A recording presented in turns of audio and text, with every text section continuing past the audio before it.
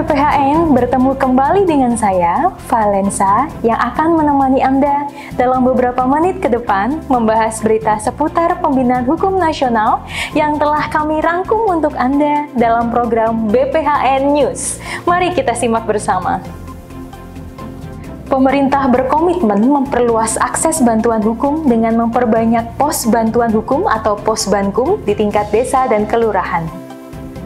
Dalam rapat kerja Komisi 13 DPR RI bersama Menteri Hukum pada Senin 17 Februari 2025, Menteri Hukum Supratman Andi Aktas menegaskan bahwa setiap desa dan kelurahan idealnya memiliki Posbankum agar masyarakat, terutama yang kurang mampu, dapat mengakses layanan hukum dengan lebih mudah. Komitmen ini juga mendapat dukungan dari anggota DPR Rapidin Simbolon dari fraksi PDI Perjuangan dan Anwar Sadat dari fraksi Partai Gerindra yang menekankan pentingnya sinergi dengan berbagai pihak termasuk perguruan tinggi dan aktivis.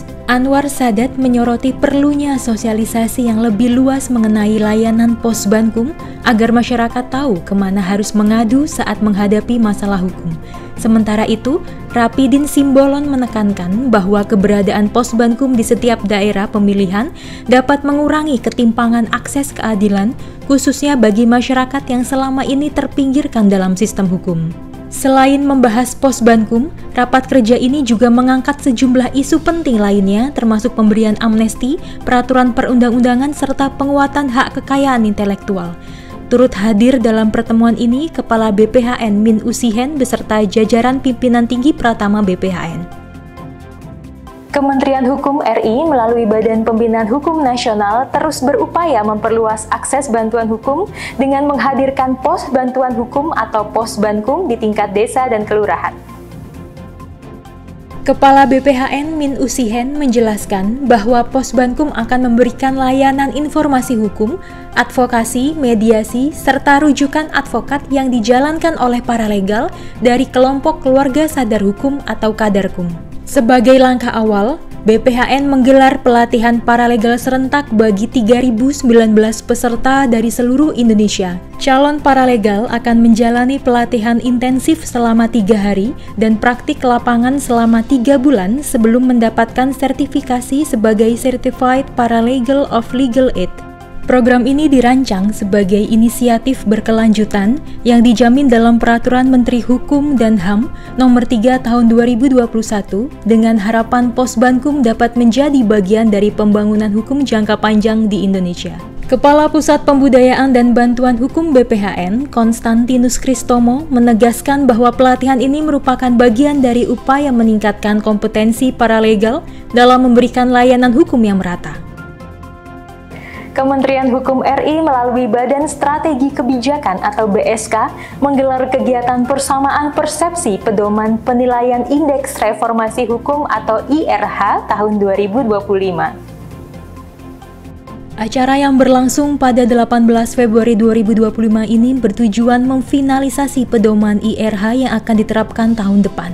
Kepala BSK Andri Indradi menegaskan bahwa IRH berperan penting dalam mendukung reformasi hukum dan birokrasi, sekaligus menjadi faktor utama dalam menciptakan iklim investasi yang kondusif bagi pertumbuhan ekonomi nasional. Kepala Pusat Analisis dan Evaluasi Hukum, Arfan Faiz Muhlizi, menekankan bahwa penilaian IRH tidak sekedar mengejar angka, tetapi menjadi bagian dari upaya penataan regulasi yang lebih baik di kementerian, lembaga, dan pemerintah daerah. Sementara itu, Kepala Pusat Pemantauan, Peninjauan, dan Pembangunan Hukum Nasional Rahendro Jati mendorong kolaborasi dengan berbagai pihak agar IRH menjadi kebutuhan strategis, bukan sekedar kewajiban administratif. Dengan sinergi tersebut, strategi penilaian IRH 2025 diharapkan semakin efektif dan berdampak luas. Kementerian Hukum juga berkomitmen memastikan bahwa IRH menjadi bagian dari grand design reformasi birokrasi sehingga mampu mendorong tata kelola hukum yang lebih baik di Indonesia. Badan Pembinaan Hukum Nasional atau BPHN menerima audiensi dari Asosiasi Auditor Hukum Indonesia atau ASAHI pada Rabu 19 Februari 2025.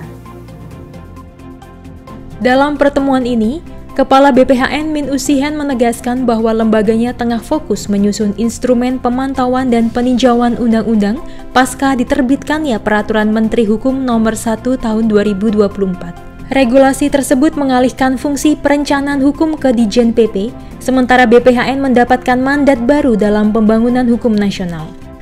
Salah satu topik utama yang dibahas adalah progres penyusunan rancangan peraturan presiden atau RPRPres tentang kepatuhan hukum. Min Usihen menekankan pentingnya partisipasi publik agar regulasi ini dapat diterapkan secara efektif. Sementara itu, Presiden Asahi, Harfardi M. Iqbal, menyoroti peran auditor hukum dalam memperkuat sistem hukum nasional dan berharap kolaborasi dengan BPHN semakin erat. Dengan adanya dialog ini, diharapkan sinergi antara BPHN dan Asahi dapat semakin kuat dalam membangun sistem hukum yang lebih transparan dan akuntabel. Turut hadir dalam pertemuan ini, sejumlah pejabat BPHN serta jajaran pengurus Asahi yang siap mendukung penyempurnaan regulasi terkait kepatuhan hukum. Badan Pembinaan Hukum Nasional atau BPHN menggelar audiensi dengan Mahkamah Agung pada Kamis 20 Februari 2025. Pertemuan ini membahas pengembangan jaringan dokumentasi dan informasi hukum atau JDIH, serta pelaksanaan Paralegal Justice Award. Kepala BPHN, Min Usihen, menegaskan pentingnya kerjasama dengan Mahkamah Agung dalam memperkuat akses keadilan, khususnya melalui kepala desa dan lurah sebagai juru damai di masyarakat.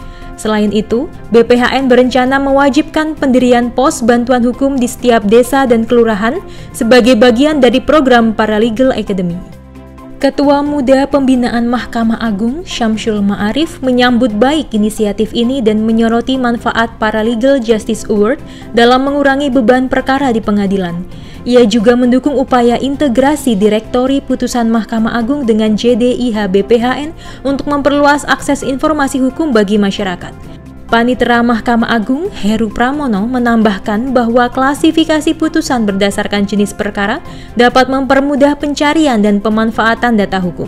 Dengan audiensi ini, BPHN dan Mahkamah Agung semakin memperkuat sinergi dalam memperluas akses keadilan dan meningkatkan kualitas layanan hukum. Diharapkan kolaborasi ini dapat terus berlanjut, memberikan manfaat nyata bagi masyarakat, serta mendukung pembangunan hukum yang lebih inklusif di Indonesia. Semangat bela negara menjadi tanggung jawab seluruh warga negara, tak terkecuali jajaran Kementerian Hukum RI.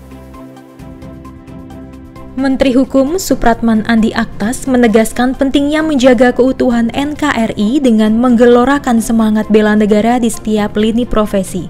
Hal ini disampaikannya dalam kegiatan API Semangat Bela Negara dalam pelatihan Future Leadership berbasis nilai kebangsaan bagi pimpinan tinggi Kemenkum yang digelar di Badan Pengembangan Sumber Daya Manusia Hukum.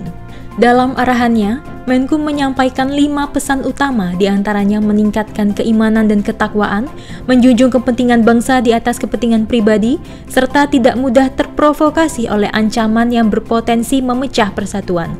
Selain itu, ia menekankan pentingnya pengabdian terbaik dalam pekerjaan serta menjaga soliditas dan kekompakan untuk mendukung pelaksanaan tugas ke depan. Sebagai bentuk komitmen bela negara, setiap peserta diingatkan untuk mengamalkan 5 nilai utama, yakni mencintai tanah air, memiliki kesadaran berbangsa, setia pada Pancasila, rela berkorban, serta memiliki kesiapan menghadapi berbagai ancaman. Kegiatan ini turut dihadiri oleh jajaran pimpinan tinggi Kemenkum, termasuk Kepala BPHN Min Usihen, bersama pimpinan tinggi Pratama BPHN. Sekian berita dari BPHN News, semoga informasi yang disampaikan dapat bermanfaat bagi kita semua. Ikuti berita terbaru Badan Pembinaan Hukum Nasional melalui laman sosial media kami di bawah ini. Saya, Valensa, mewakili kru yang bertugas, pamit undur diri dan sampai jumpa.